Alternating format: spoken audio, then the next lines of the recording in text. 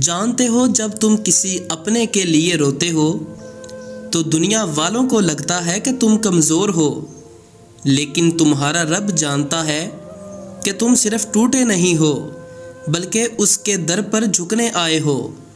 تمہارے آنسو تمہیں کمزور نہیں بناتے بلکہ وہ تمہیں اللہ کے قریب کر دیتے ہیں۔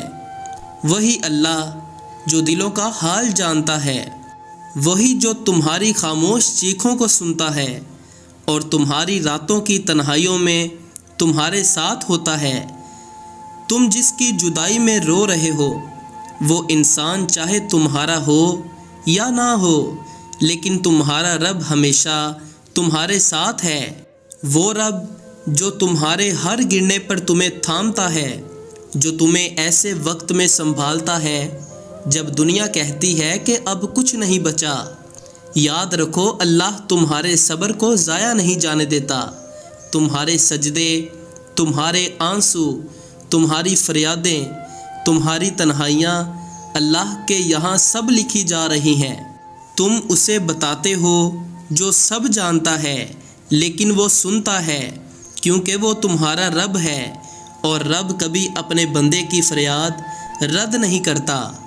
جانتے ہو تم نے کتنی بار رات کو اپنے تکیے میں منہ چھپا کر رونا چاہا، کتنی بار دل نے چاہا کسی کو بتاؤ کہ دل کتنا ٹوٹا ہوا ہے، لیکن زبان پر خاموشی تھی اور آنکھوں سے صرف آنسو۔ اور تب تمہارا رب تمہارے قریب آتا ہے اور کہتا ہے، میں ہوں نا تمہارے ساتھ، تم کیوں گھبراتے ہو؟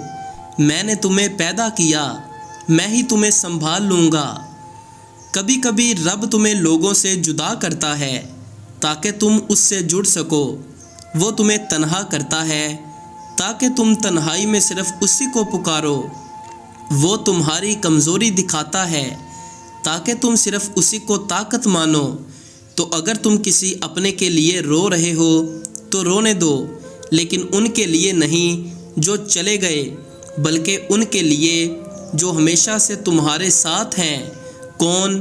تمہارا اللہ، کیونکہ جو لوگ اللہ کے لیے روتے ہیں انہیں اللہ کبھی تنہا نہیں چھوڑتا۔ اور یاد رکھو تمہاری یہ آنکھیں جن سے تم آج رو رہے ہو، کل انہی آنکھوں سے خوشی کے آنسو بھی بہیں گے، کیونکہ تمہارا رب وعدہ خلافی نہیں کرتا۔ اللہ تمہارا رب ہے اور رب کبھی اپنے بندے کو بے یار و مددگار نہیں چھوڑتا، کبھی تنہا نہیں چھوڑتا۔ تو تم کیوں اپنے آپ کو اکیلا محسوس کرتے ہو؟ اگر آپ کو میری بات سمجھ آئے تو اس پر ضرور عمل کریے گا اور کمنٹ سیکشن میں ضرور بتائیے گا۔ دعاؤں میں یاد رکھیے گا اللہ آپ سے بہت محبت کرتا ہے۔ جزاک اللہ۔